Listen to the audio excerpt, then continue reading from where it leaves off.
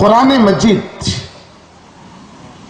آپ پڑھیں گے تو آپ کو تین چیزیں ایسی نظر آئیں گی جو آپس میں مشترک نظر آئیں گی. پہلی بات اللہ کی ذات کے متعلق ہے. اللہ نے اپنے آپ کو قرآن میں رب العالمین کہا ہے.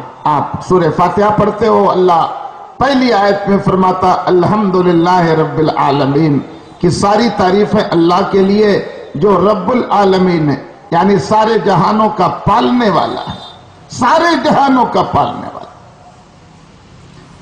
اور جب اپنے حبیب کی شان میں اللہ بولتا ہے تو کہتا ہے وما ارسلناک الا رحمتا للعالمین، اے میرے حبیب ہم نے آپ کو سارے جہانوں کے لیے رحمت بنا کے بھیجا.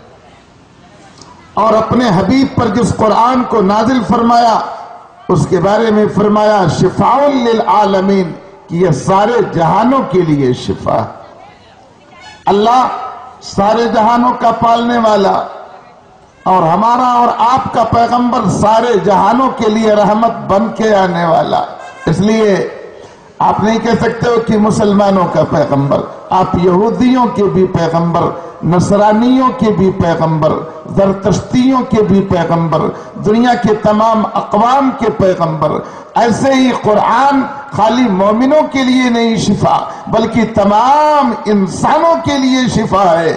عالمین کی قید تین بڑی ذاتوں کے ساتھ وابستہ ہے، ایک اللہ کی ذات اور ایک رسول دو عالم کی ذات، ایک قرآن کے ساتھ جس کو اللہ نے اپنے حبیب پر نازل فرمایا.